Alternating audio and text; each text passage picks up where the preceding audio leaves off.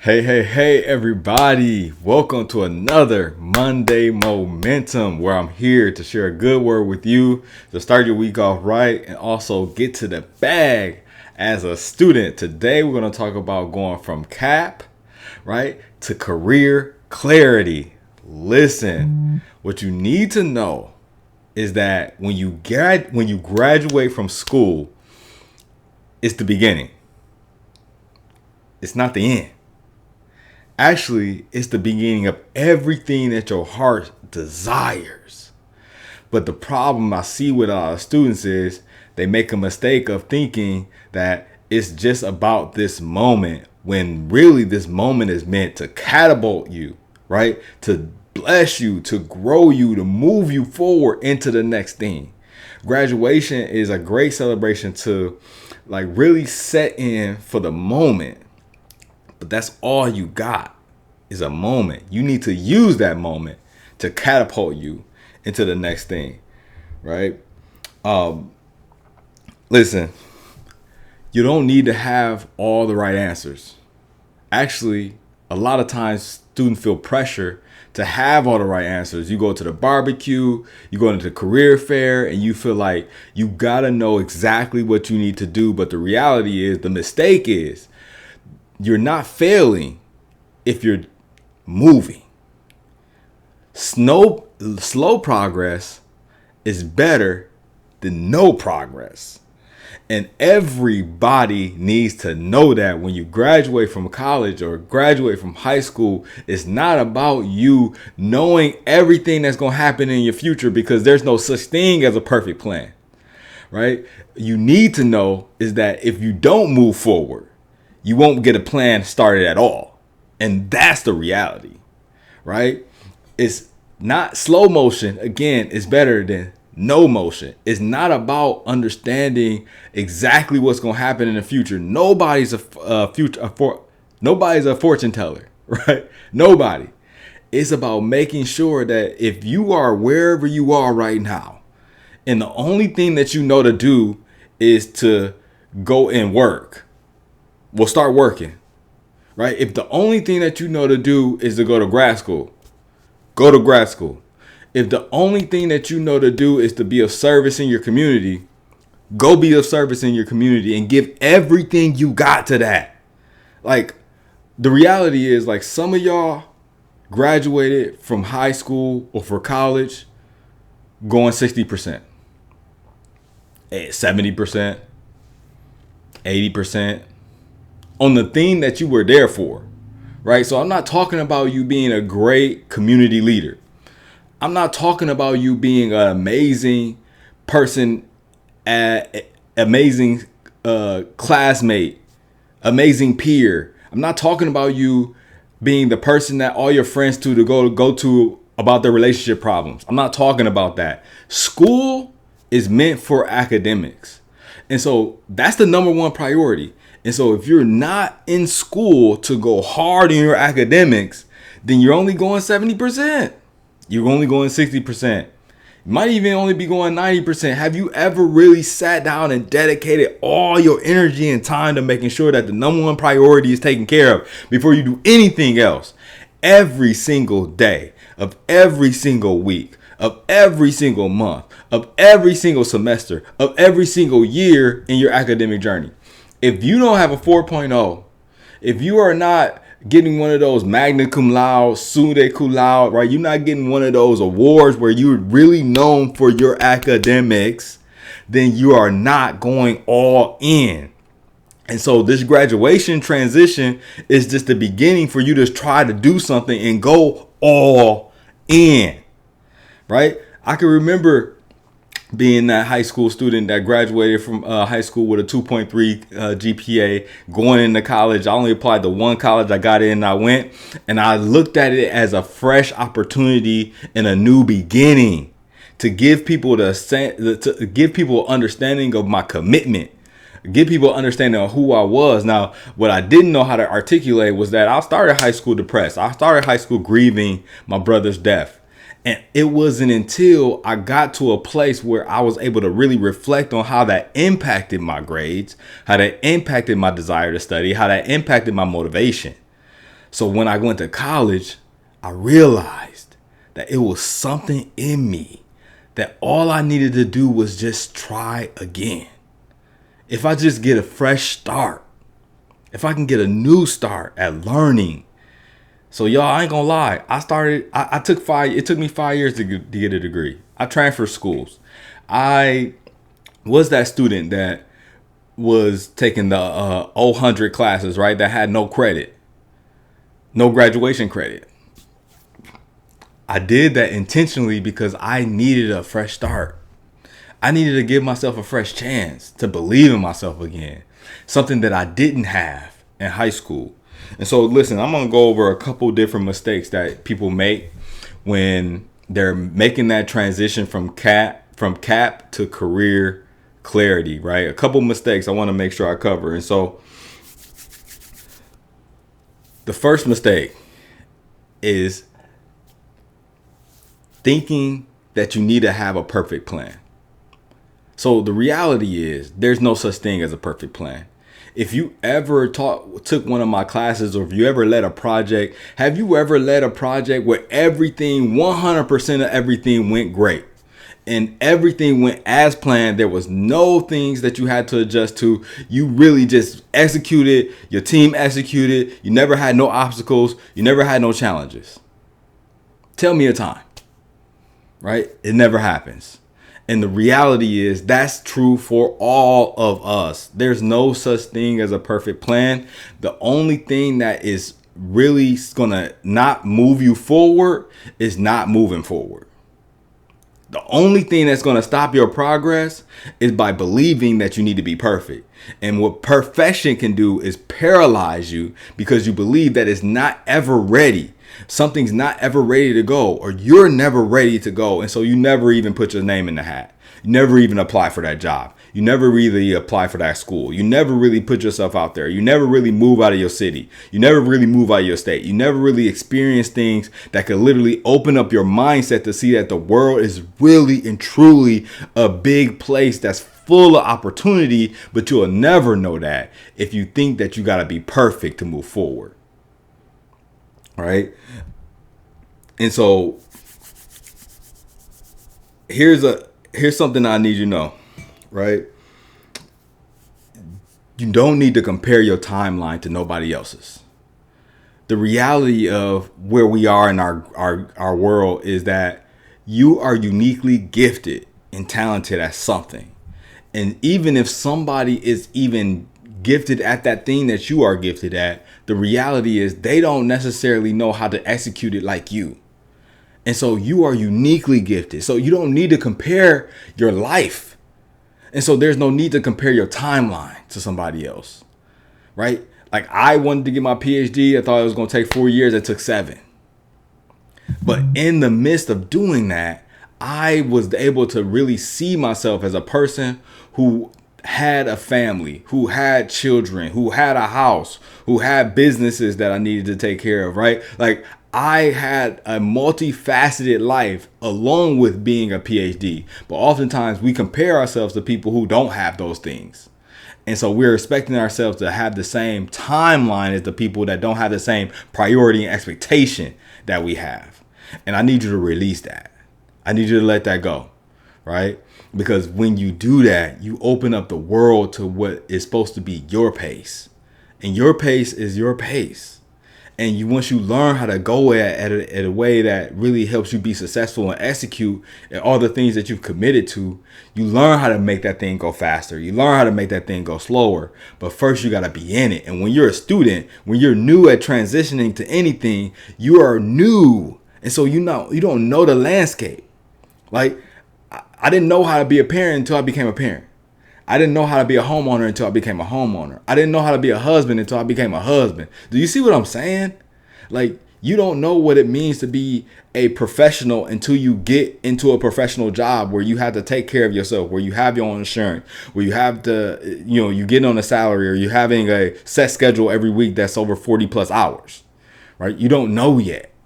And so I need you to get to a place where you're okay with figuring it out. Figuring out what it takes to learn and do those things. That's where the magic happens. The magic happens in the process. right? In the pathways, right? It doesn't happen in perfection.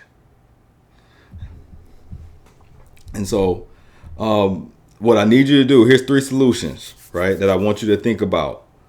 So first, I want you to reflect on what gives you energy. Like, what brings you alive? What gives you flow? What makes you feel like hours went by? What makes you feel like minutes went by when it was hours, right? What makes you feel flow, right? I need you to also put yourself in a position where you're doing something that you like, that's something that you care about, something that you feel energy about, right? Because that's the thing that's going to move you forward into the next level. Like, I get it. I was a hall director. I ran the residence hall with freshmen. And although I thought that was good work, I wasn't necessarily feeling like that was the best energy out of me, right? It doesn't always get my best self. But once I started teaching, once I started developing curriculum, once I got on stages, I was like, "Ooh, this is going to get me every single time." Even if I don't have the energy, for some reason, my energy just perks up when I'm getting in front of students. I don't even know where it comes from. And this is something my students can tell you. I am consistent, the same person every single day throughout the entire semester. I don't change much, right? And that's because I get flow, I get energy from it, right? Hours feel like minutes. And so, I want you to apply to something that's interesting to you. I want you to apply to something that you care about deeply, something that you see a problem in that you really, truly want to fix or have fixed, and you believe you're ready to get paid for it. That's what I need you to do. If you're ever feeling like you think you need a perfect plan, you don't need a perfect plan. You just need to move forward. All right. Here's another second mistake that I'm going to cover, and then we're going to wrap this up. Right. And so a lot of times what students do is they confuse uncertainty with failure. And so just because you don't know doesn't mean that you're messing up. Just because you're not sure doesn't mean that you have failed. It's really understanding that you're in the process of becoming. And you have to also think about it like, you can't be talking negatively about yourself and expect positive things to happen. So when you say, "I'm not so smart, I'm not this great at, I'm not able to, I don't know how," those are all negative forces that you're literally attracting to you. And so why would anybody else be confident in you when you're not confident in yourself? You are your first leader. And so if you can't lead yourself to even talk good about yourself, why would anybody else talk good about you? Come on now, somebody. I want to make sure that you hear this. It's important. It's dearly important that you understand how critical it is for you to be okay being on the journey and accepting that. You say things like, "I'm learning how to, I'm getting better at, I've been practicing at, I've been developing this." These are all positive word energies, positive phrase energies that literally get somebody to say, "Well, hey, I know how to teach you that. I know how to help you with that. I know how to help you do that." When you say things like, "I'm learning how to," well, if somebody's an expert, then of course they want to see you learn that thing. And so they're going to reach out and they're going to give you their hand. But if you say, "I suck at," why would they? Why would they want to help you? Again, the reframe is critical, right? Because it's important that people see your confidence. If you really want to make that next level of transition, you can't be showing up with your shoulders down, your head down, not unsure of yourself, not sure that you know how to create impact, especially if you are coming out there with a degree. They are expecting you to have some sense of confidence in you, in your skills. What have you done over the last 4 years? 5 years, 6 years, maybe for some people. If you literally have spent 6 years doing one thing and you don't feel confident at it, what have you been doing? What have you been doing? And so I really want you to think deeper about the things that make you magical, the things that give you purpose, the things that you prioritize. Because it ain't just your friends. It ain't just partying, right? You can't just kind of want it. You got to really, truly want it in order for it to happen. And I don't know if I'm speaking to anybody, but again, I show up here every Monday, 7 o'clock Eastern time to give you a good word to help students get to the bag. Today, we're talking about going from cap to career clarity, right? I opened up this thing with talking about you can't be perfect. You can't have a perfect plan. There's no such thing as a perfect plan. You always need to make adjustments. And so if you got any questions, again, make sure that you throw them in the chat. What's going on, my brother? Nice to see you. I appreciate you all day. Listen, the next thing you need to know is that not knowing is not failing. Not moving is failing. Like, I'm going to say that one more time. Not knowing is not failing. Not moving is failing. And so if you are in a place where your confidence is so low that it got you stuck, that you literally can't help yourself, you literally can't move, then you got to ask yourself, am I in the right community? Do I have the right mentality? Am I the right person? And I'm not saying like the right person for the job, right? I'm not saying that. I'm saying, am I the right person that I need to be to have the confidence to show people that I can be impactful and effective in a community? You need to be the right person. And so I believe that in my journey, it was a time where I wanted the wife, I wanted the kids, I wanted the family. But the reality is I wasn't living a lifestyle that was a person that wanted to have a wife, that wanted to be faithful, that wanted to be monogamous, that wanted to have a healthy marriage with a woman who I can bring home to my family, that I can have children with, that want to take care of my family, want to take care of me, want to take care of my kids, want to take care of our home. I wasn't living a lifestyle that allowed me to actually attract what I wanted. I wasn't the right person, right? I was outside, if you know what I'm saying.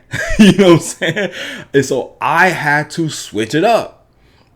I had to not be out here looking for anything and everything, any night, any time, and really slow down and work on myself every single day. I had to get a therapist, right? I had to get myself involved in productive activities like sports. I had to stop going to bars and drinking and smoking every day, right? I had to become the right person. Is this making sense? Right? And then after you become the right person, and then you have to get the right mindset. And so, are you consistent to those things? So yeah, you can become the right person in that time, but have you really changed? Change takes time. It takes commitment. It takes congruence, right? It takes consciousness of self. You really have to be willing to not just do it today, but do it tomorrow, next month, next year, if you really want to change. Right? So that's your mindset. And then you have to be in an environment that embraces that. And so, unfortunately, some of you are the right person. Some of you have the right mentality. You're not in the right community. And so, don't matter what you do, if you with people who smoke and drink all day, how are you going to get ahead if all you're doing is hang with people that's not doing anything to get them ahead? They're not going to see the value in you. You're not going to see the value in you. You're not going to pursue the best self that you can be because you're literally in an environment that's stagnant. That's not going anywhere. That's not moving. Is this making sense, y'all? Right? My guy Keith, right? It takes a willingness to be uncomfortable to then realize how uncomfortable you really are. I'm going to say this one more time. Some people get so comfortable in dysfunction that it becomes normal. And you have to get to a point where you're so uncomfortable that you're willing to do something about it. Y'all listen, I lost over 100 pounds. I was 19 years old. And I remember hanging out with my friends at summers after my freshman year. And I stood up and looked in the full body mirror for the first time in a long time. And I was uncomfortable at what I was looking at. And so I started eating right. Started grilling chicken and making my vegetables, chicken and vegetables every meal. Then I got to school and I started working out in my bedroom. And then eventually the bedroom wasn't enough. And so I started going to the gym. I started asking questions. I started being in the right community. The weight fell off. I literally lost a whole person. Went from 300 something pounds, 310 pounds to 180 pounds. Like getting in community, right? So once you become the right person to work out, once you get your mindset right, that you got to eat right, right? Once you then do those things, you get in the right community, you get the impact, you get the effect, you get the results that you are looking for. I'm just trying to make sure that you are true to the word that you said to you, right? And so I'm here to remind you that you don't need to see the whole staircase to make a step, right? So many people get bogged down with, since I can't see the end goal, I'm not going to take one step, when the reality is you can see the first 10, 15, maybe even 20 steps. You can see those, but since you can't see the top of the mountain, you like, I ain't going. You letting fear stop you from taking a step forward, when the first step is literally one of the easiest steps you can take. Some people always like to say, oh yeah, the first step is so hard. I don't believe that. Like, have you ever seen a stair? It's literally right there. Like, it's literally right there. You don't have anything to fear. Only thing you have to do is move. But since you can't see the 100th step, you decide that the first step is not good enough. And that's the problem. And I need you to get over the fact that you cannot move forward without being okay with the fact that there's nothing harming you from taking the first step. There's nothing harming you from taking the first step, right? Even if you do take the first 5 steps and fall. If you, from my generation, it's a movie called I'm Gonna Get Your Sucker. They threw people down the stairs and it was hundreds of stairs and it was fine. It was so fine that I might have been 5 or 10. I might have been 5 years old, throwing myself downstairs, right? Just because I thought it was so funny and I was fine. And so even if you do fall, from what you can see, you can still get back up. It's not going to hurt you. You might get a wound. But what you know then is that this is a mistake that you don't need to make again. So you will make sure that you don't make that mistake again. You don't trip up when you get to step 35, 45, 55, right? You will make sure that you do that. I don't know who I'm talking to right now, but I just feel like I'm on my high horse. So I'm going to make sure I close this thing out, right? Listen. If you want to be successful after the cap, right? After the graduation cap, you need to make sure, you need to be absolutely 100% sure of the person that you are, the mentality that you have, and the environment that you're in, because it's not about perfection, it's about progress, right? It's about, even if you don't know what job you about to have, even if you don't know who's going to help you pay your bills, if you never apply to any jobs, nobody's going to help you pay your bills. That's the reality. And so sometimes you just got to move forward with what you know. If you come from teachers, go teach. If you come from police officers, go enlist in a police academy. If you come from firefighters, if you come from electricians, if you come from college educated people, Just start. Start there. Wherever you come from, just don't stay stagnant thinking that the degree is going to be a blanket that can cover you. Because a degree alone is only worth 30 cents. It's the experience behind the degree that makes it valuable. I need you to know that. And so as I close this out, again, I'm going to play the replay on YouTube, right? If you want to watch this video, it'll be on YouTube. Like, share, subscribe. And of course, I'm always here every Monday at 7:00 p.m. Eastern time. If you got any questions, I'll sit on for a couple minutes. If you got any questions, go ahead and ask them in the chat right now and I will address them. I'll sit here for a couple minutes, right? I'm here every Monday, 7:00 Eastern time on IG. You'll catch the replay on my YouTube channel at Dr. Dar Mayweather. Like, share, subscribe. Of course, I'm gonna sit here for a second. Any questions? I want to check in the chat. I appreciate y'all. Yo, I appreciate y'all, right? Like, this chat was going crazy. Y'all was giving me so much energy today. I love it. I love it. All right.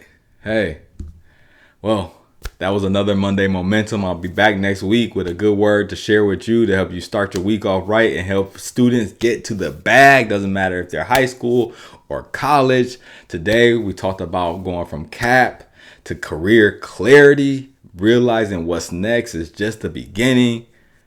Okay, we got a nice. What does your next level look like on your end? What's the hardest challenge that you face in your current growth journey? Ooh, that's good. That's good, my friend. I'm gonna just first start with just saying, like, everybody's journey is different, and when we compare ourselves and our journeys, that's when we lose passion and joy in our journey.